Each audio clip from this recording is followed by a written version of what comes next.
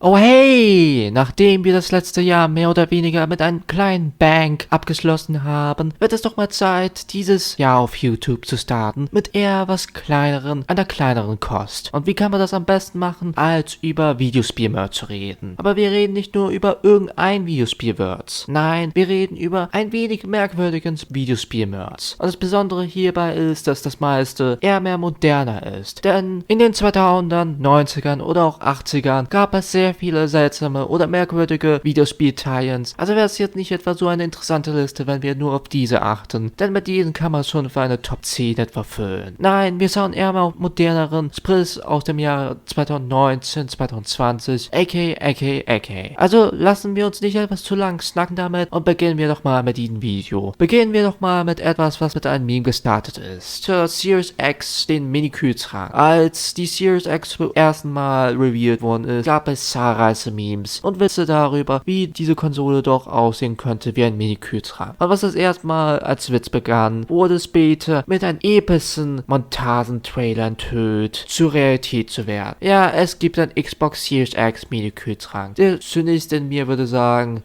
muss jedes Meme einfach zu einem richtigen Merch-Dings-Bums werden. Während eine andere Seite von mir die ganze Zeit schreit, das ist eine geniale Idee. Wer ist auf die Idee gekommen? Wirklich eine geniale, gute Idee. Wer weiß.